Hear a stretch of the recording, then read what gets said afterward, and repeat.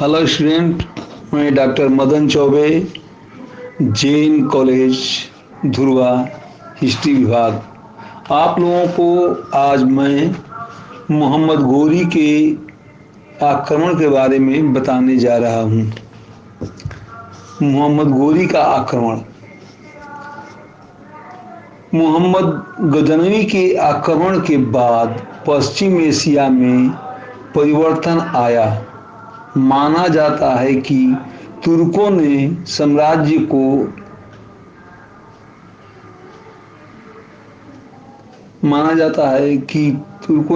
को नष्ट कर दिया, जिसके पश्चात राजनैतिक शून्य की स्थिति उत्पन्न हो गई।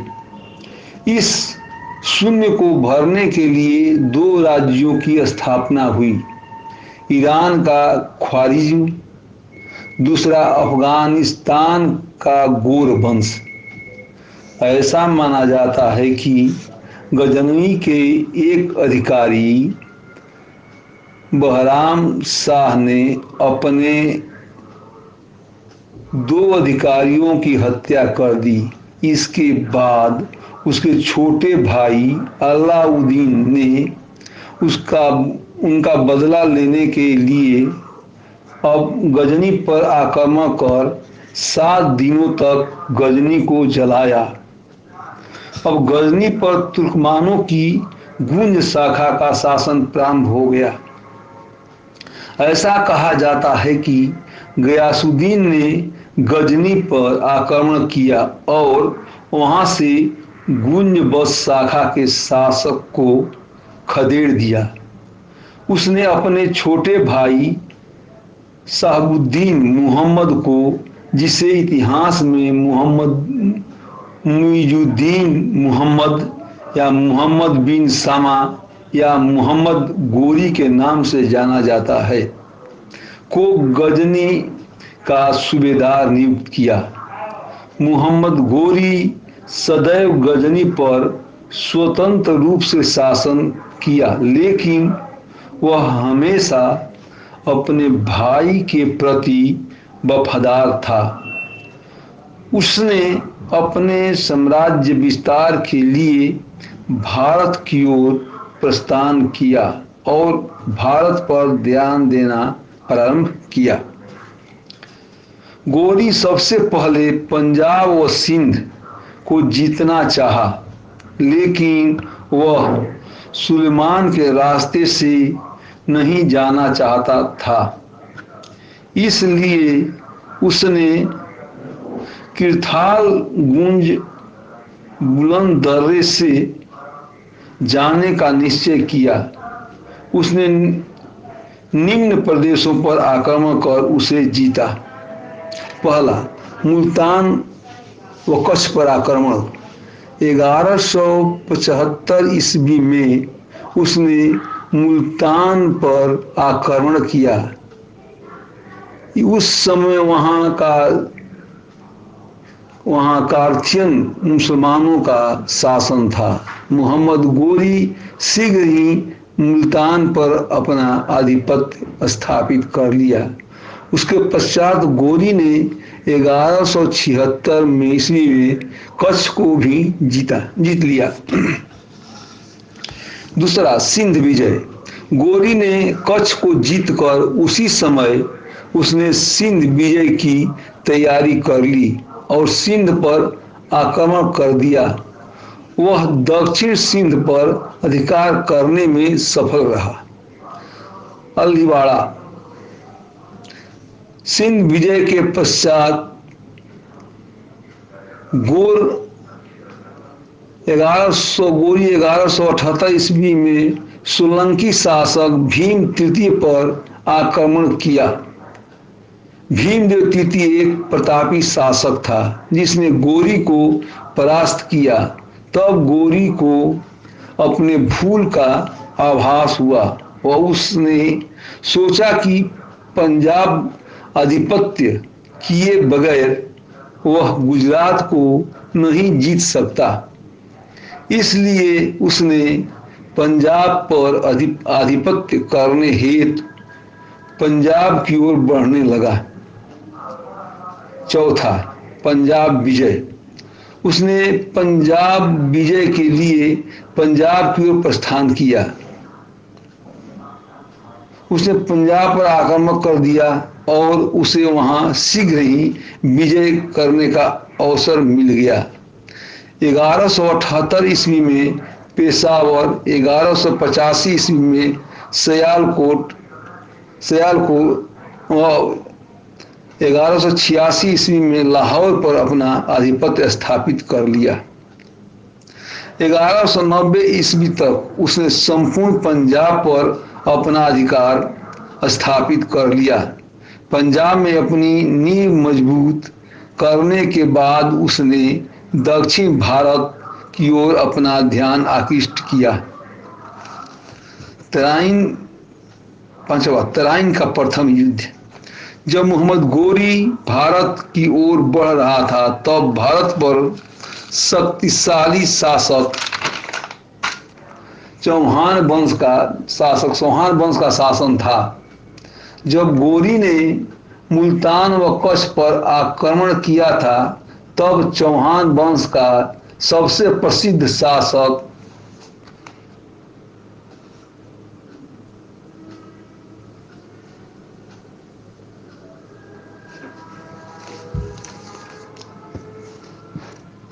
पृथ्वीराज तृतीय का सिंहासनारोहण हो रहा था।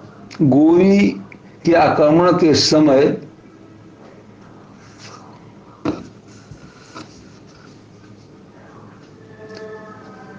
दिल्ली पर चौहानों का शासन था। ऐसा कहा जाता है कि चौहानों ने दिल्ली को जीता था।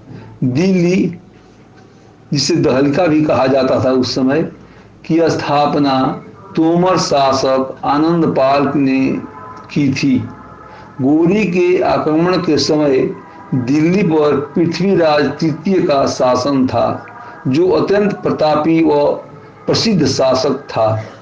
पृथ्वीराज तृतीय ने चंदेलों को हराया, लेकिन स्वयं सोलंकी शासक भीमदेव से परास्त हो गया। अब वह उत्तर पश्चिम की ओर देख रहा था, वहीं गोरी दक्षिण पूर्व की ओर देख रहा था। इन दोनों के मध्य भटिंडा को लेकर विवाद छिड़ गया। 1191 ईस्वी में हुए तराइन के युद्ध में इसका परिणाम देखने को मिला। इस युद्ध में गोरी की हार हुई और वह घायल अवस्था में पंजाब भाग गया। तराइन की दूसरी लड़ाई। छठवां, तराइन की दूसरी लड़ाई। पृथ्वीराज चौहान एक ऐतिहासिक भूल कर बैठा और तराइन के प्रथम युद्ध में विजय से वह संतुष्ट हो गया। उसने अपने ऊपर गहराने वाले खतरे का आभास ना करते हुए गोरी को पंजाब से निकालने का प्रयास नहीं किया। अतः गोरी संपूर्ण तैयारी के साथ पुनः 1192 ईस्वी में तराइन के मैदान में आ डटा। पृथ्वीराज व गोरी के मध्य भीषण युद्ध हुआ, लेकिन इस युद्ध में पृथ्वीराज हार गया। पृथ्वीराज युद्ध मैदान से भागने लगा, पर उसका पीछा कर उसकी हत्या कर दी गई। 1203 ईस्वी में गयासुद्दीन की मृत्यु हो गई और गजनी पर गोरी का वास्तविक शासन आरंभ हो गया। कहा जाता है कि गोरी का वास्तविक मन गजनी तथा गोर वंश में ही लगता था, इसलिए उसने दिल्ली में कुतुबुद्दीन ऐबक को उसका एक गुलाम था को सूबेदार नियुक्त किया और स्वयं गजनी लौट गया। 1192 से 1194 के मध्य ऐबक ने रणथंभौर, मेरठ, दिल्ली व कोयल पर अधिकार कर लिया। कनौज पर आक्रमण। 1194 ईस्वी में कुतुबुद्दीन की मदद से गोरी ने कन्नौज पर आक्रमण कर दिया। उसने कन्नौज के गढ़वाल शासक जयचंद को चंदवार के युद्ध में परास्त कर कन्नौज पर अपना आधिपत्य स्थापित कर लिया। 1213 ईस्वी के बाद गोरी का संपूर्ण रूप से गजनी पर अधिकार हो गया, लेकिन गोरी सदैव अपने भाई के प्रति वफादार रहा। उसने तो अपने सिक्के पर भी भाई का चित्र अंकित करवाया। कन्नौज के बाद गोरी के खरिजन से युद्ध कर कन्नौज के बाद गोरी को खरिजन से युद्ध करना पड़ा, जिसमें गोरी को पराजय हाथ लगी। इस पराजय से गोरी ने पश्चिम एशिया पर अधिकार की महत्वाकांक्षा भूल गया और अपना संपूर्ण ध्यान भारत पर लगाया। खोखरों के विरुद्ध अभियान। 8वां 1205 ईस्वी में मोहम्मद गोरी ने खोखरों के विरुद्ध अभियान आरंभ किया। इस अभियान से लौटते समय किसी ने उसकी हत्या कर दी। इसकी मृत्यु 1206 ईस्वी में हो गई। इसके कुछ सिक्के भी प्राप्त हुए हैं, जिस पर एक तरफ घोड़े एवं एक तरफ गोरी का चित्र अंकित था। कुछ सिक्कों पर लक्ष्मी माता का चित्र बना था।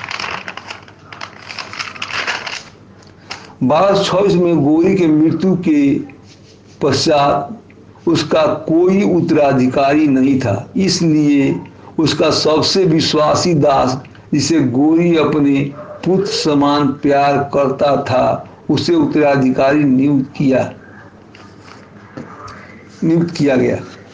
निष्कर्ष। इस प्रकार हम देखते हैं कि मोहम्मद गोरी गजनवी के समान योग्य योद्धा एवं महत्वाकांक्षी तो नहीं था, लेकिन वह एक कुशल समाज निर्माता था। उसने अपने छोटे से गोर साम्राज्य को एक विस्तृत भूभाग में स्थापित कर दिया। ऐसा माना जाता है कि उसके अंदर व्यक्ति पहचानने की अद्भुत क्षमता थी। इसी क्षमता के बल पर ही वह प्रत्येक व्यक्ति को पहचान कर उसके व्यक्तित्व को परख कर अपने गुलामों को प्रमुख श्रेणी में रखा। अपने क्षमता पहचानने वाली इस विशेषता का भरपूर प्रयोग किया और इतिहास में एक कुशल साम्राज्य निर्माता के रूप में पहचान बनाने में सफल रहा। इन्हीं विशेषताओं के चलते गोरी भारत विजय कर दिल्ली की गद्दी पर मुस्लिम सत्ता का आरंभ किया और यह सत्ता 1897 की क्रांति तक मुस्लिम शासक के ही हाथ में रही।